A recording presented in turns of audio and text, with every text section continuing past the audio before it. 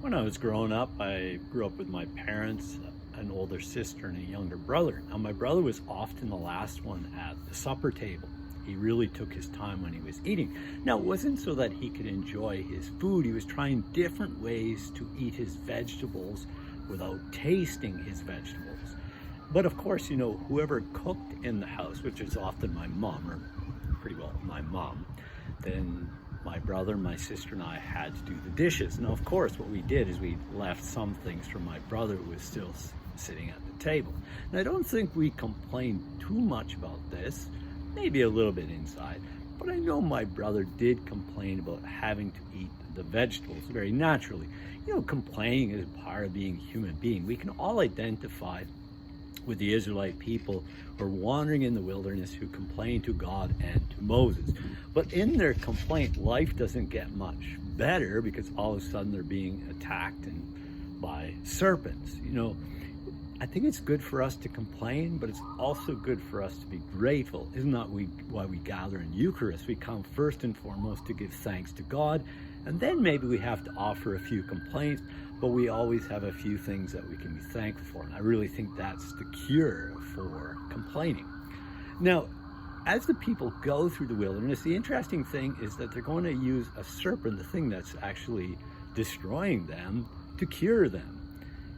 And even though obviously this points to Jesus, the Christ on the cross, is that even though sin and humanity are going to kill the beloved Son, this is going to be the way of exaltation. This is going to be the way of resurrection.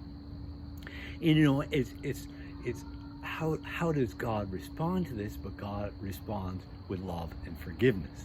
Our God is loving, our God is forgiving, but also to remind us that God is not at fault when all these violent things happen in our world, all these things we hear about. And God is not responsible for these, but God will always react in a way that is loving, that is caring towards humanity. And what we have to do is participate in these two gifts and graces that God gives us continuously over and over again. Now, in that second reading, the letter to the Philippians, what a beautiful reading of humility, that even though Jesus was human and divine, he set aside his divinity and suffered a death on the cross. Now, let's remember that Jesus first, in John's gospel, he takes the role of a slave by washing the feet of the disciples. On the cross, he accepts being a criminal who was a slave that committed a crime, doesn't demand his rights, anything like that, accepts it. And then he will be exalted, and in this exaltation, so we have this downward motion of his humility, and then the upward motion of his exaltation, which is victory. Love will always win. Of course, when we follow social media, when we follow the news, it seems like evil or the powers of evil are winning out. And yet we know that love will always win because God will always win. And in a gospel reading, for God so loved the world. Now, this is more than just creation or humanity. For God so loved the systems of the world. Remember, Jesus is living in a Roman oppression, and so but he's giving people a new way to live. He shows them you don't have to overthrow the Romans. You can live this way within this system.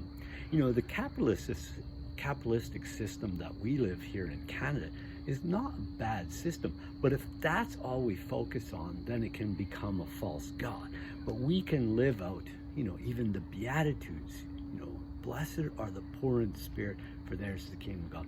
Blessed are those who know their life is a mess and they depend on God, and God will reign in their hearts, and so that they can live their lives not according to a kingdom of power and domination, but a kingdom of love. And so as we gather on the table, Lord, we might complain, is this all that we're going to get? But the interesting thing is we come here, as I mentioned, to give thanks and praise to God, and God gives us the gift of the beloved Son. We ought to continuously awe and wonder at this victory that we participate in as we celebrate Christ dying for us, with us, and through us, so we can all experience resurrection, and we can bring the gift of resurrection to the people that we encounter.